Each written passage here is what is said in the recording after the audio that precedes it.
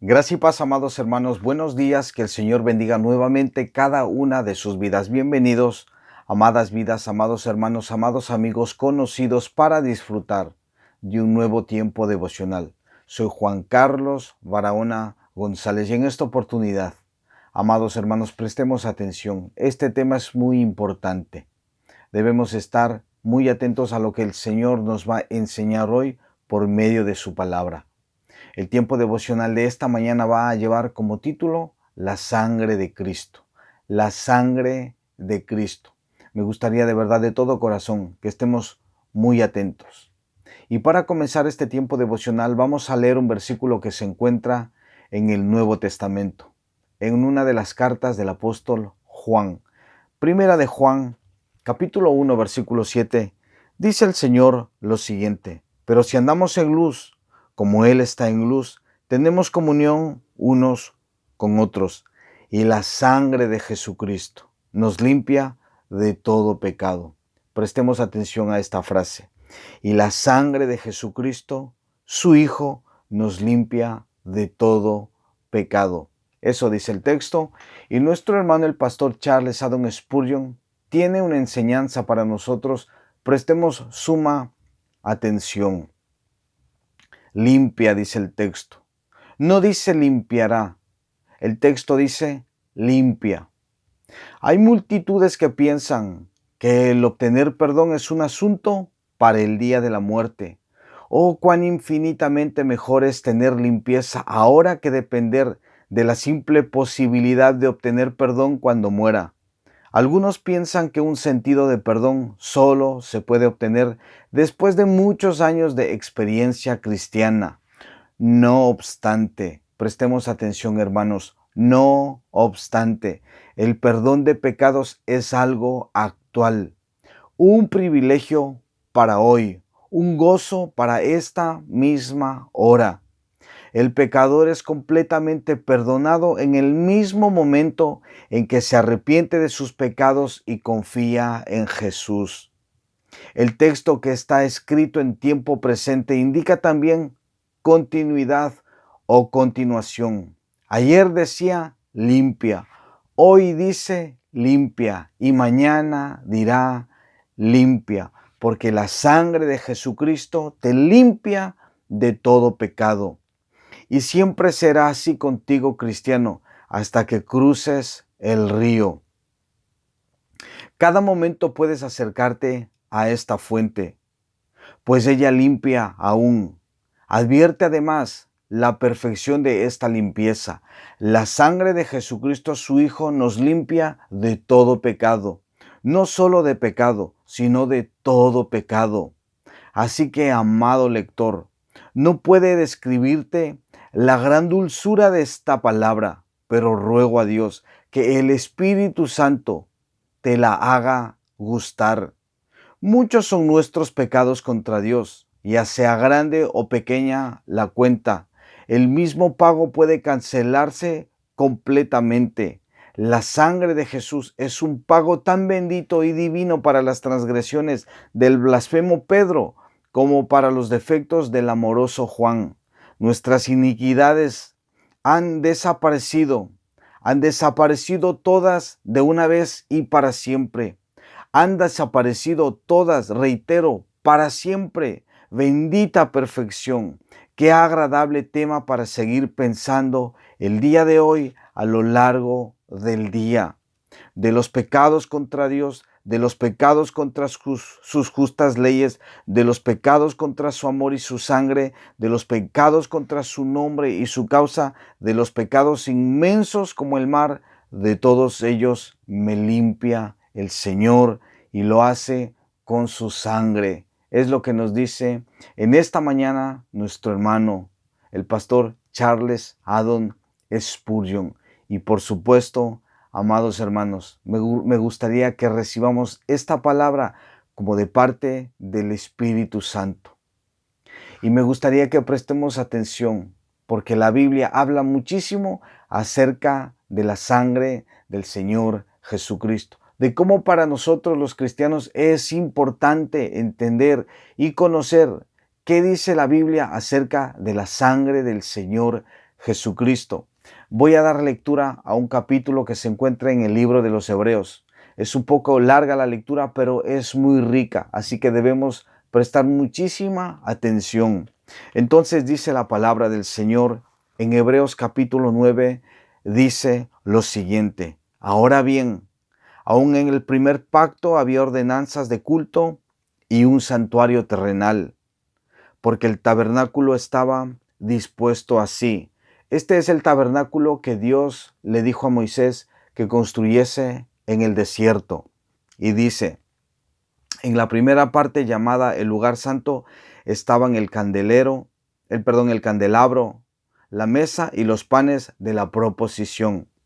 Tras el segundo velo estaba la parte del tabernáculo llamada el lugar santísimo, el cual tenía incensario de oro y el arca del pacto cubierta de oro por todas partes, en la que estaba una urna de oro que contenía el maná, la vara de Aarón que reverdeció y las tablas del pacto. Y sobre ella los querubines de gloria que cubrían el propiciatorio, de las cuales cosas no se puede ahora hablar en detalle.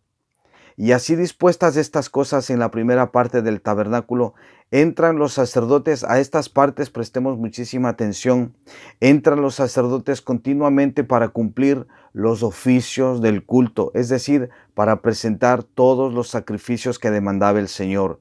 Y dice, pero en la segunda parte, solo el sumo sacerdote, una vez al año, no sin sangre, la cual ofrece por sí mismo y por los pecados de ignorancia del pueblo. Escuchemos aquí que el sumo sacerdote entra en la segunda parte llamada el lugar santísimo solamente una vez al año y dice, pero no sin sangre. Y dice que esa sangre se ofrecía por sí mismo y por los pecados de ignorancia del pueblo.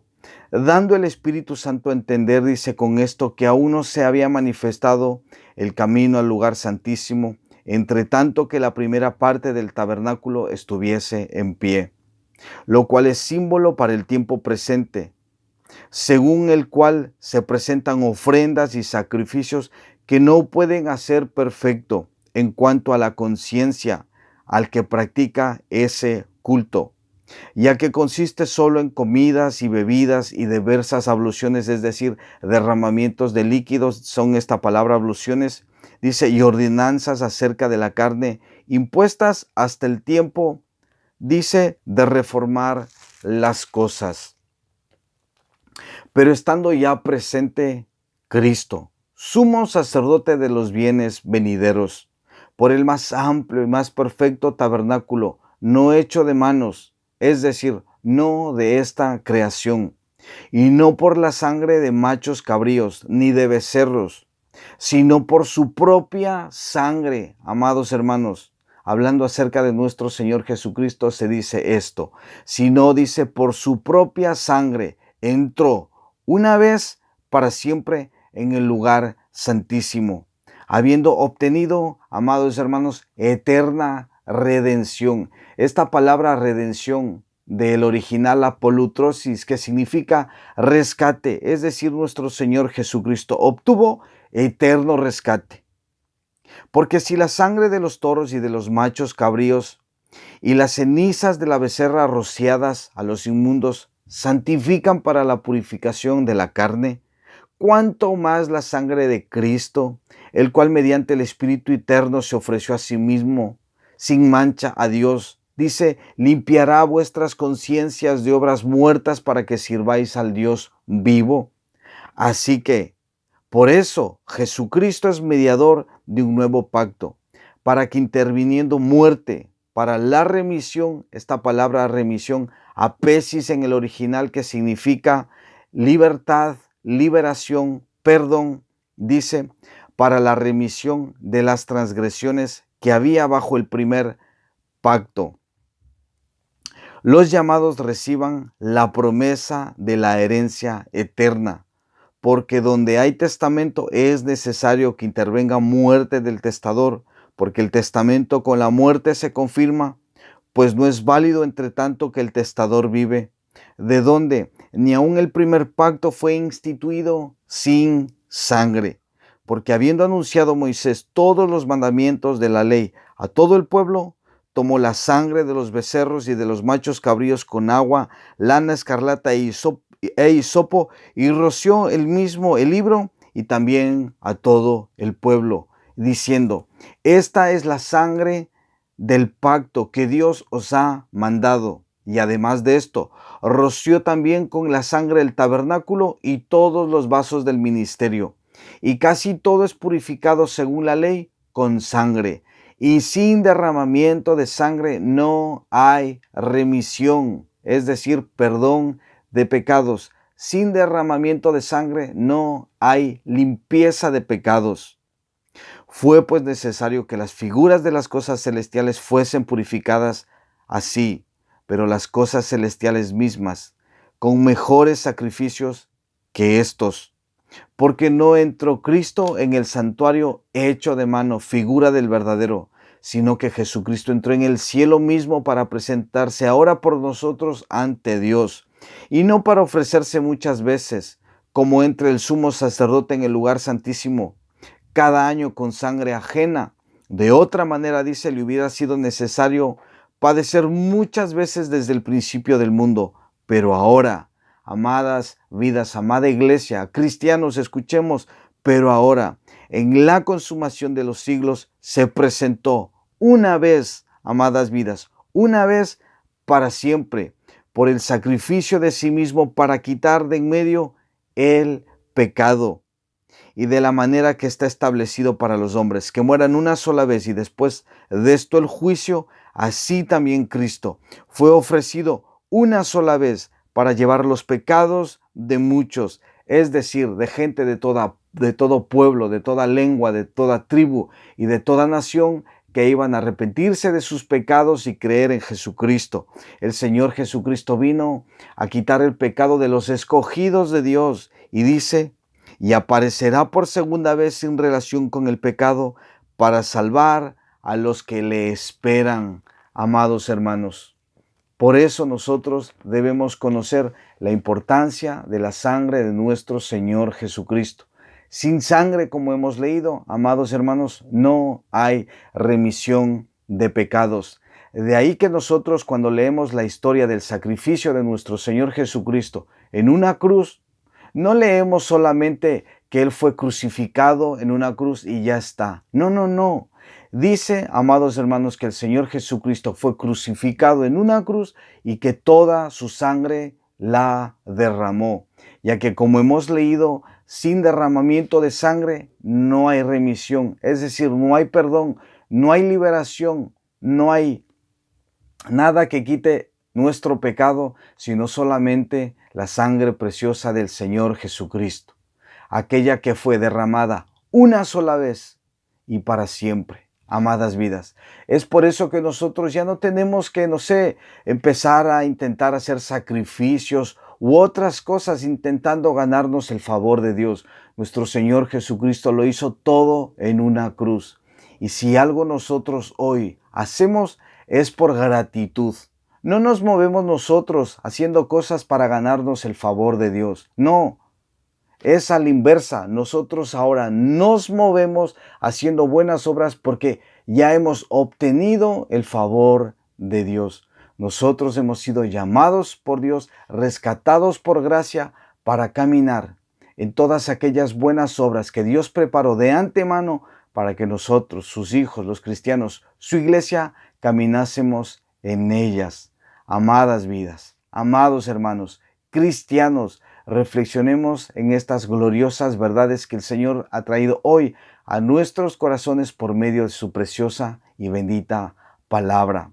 Me gustaría también, amadas vidas, animarles a que puedan compartir este tiempo devocional con otras vidas. Y también les invito el día de mañana, si mi Padre así lo permite, que puedan conectarse para que juntos podamos deleitarnos en un nuevo tiempo devocional. Que la gracia y la paz de mi amado Dios los acompañe en todo lo que hagan. Que tengan un precioso día. Bendiciones a todos y nos vemos mañana.